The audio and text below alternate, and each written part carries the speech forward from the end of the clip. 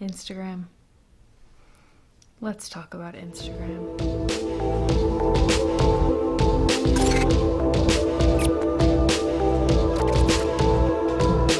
Welcome back. If you are new to the channel, I'm Alex Gasaway and this is Growing Ambition, a daily vlog. I'm happy to have you here. Thank you for joining me.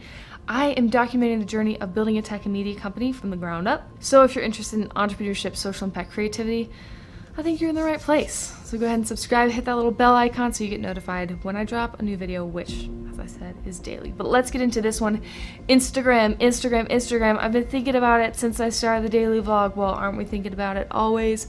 But Instagram, real struggle.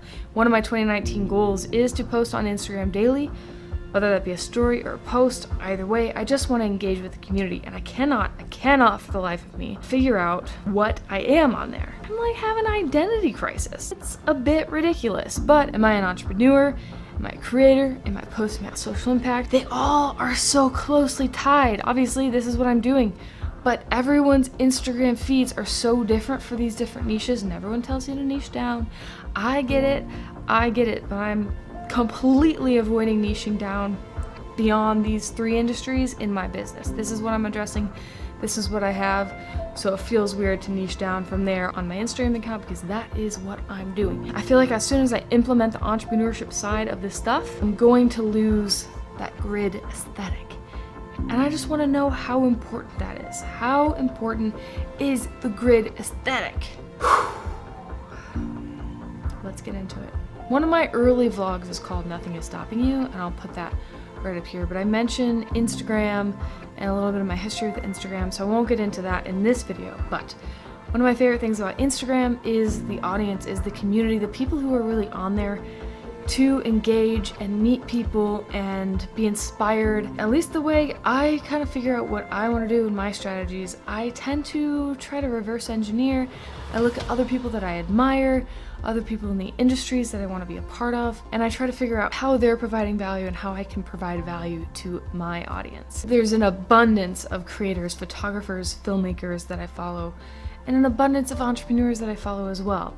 And I look at the different content on people's feeds, and I see aspects of their content that I really love and that I want to implement into my account. It's early in January, so I've just been posting a few days in a row, like kind of just commentary on how I'm feeling about the creative process, the entrepreneurial process in a different way than what I'm doing in this vlog. And a lot of it right now feels very content creator, very creative entrepreneur. For a while on my account, I was doing every other. One was an image and the next one would have been a quote by a well-known entrepreneur or social entrepreneur or philanthropist. And anything that I thought would inspire me, if I saw it on Instagram, I was trying to put that on my feed as well. That got tiresome as I started doing the daily vlog, so I decided to stop that grid layout.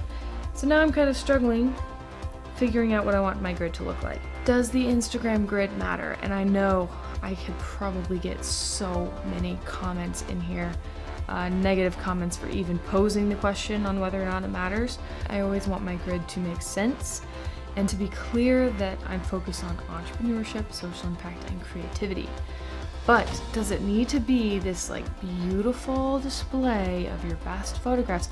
See, this is where my problem is. By limiting myself to my best photographs, I was very critical of my own work, and then that kept me from posting, that kept me from engaging in the community that I wanted to be a part of.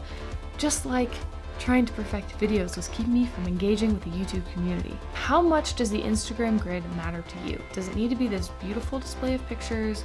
Do you even click onto someone's account?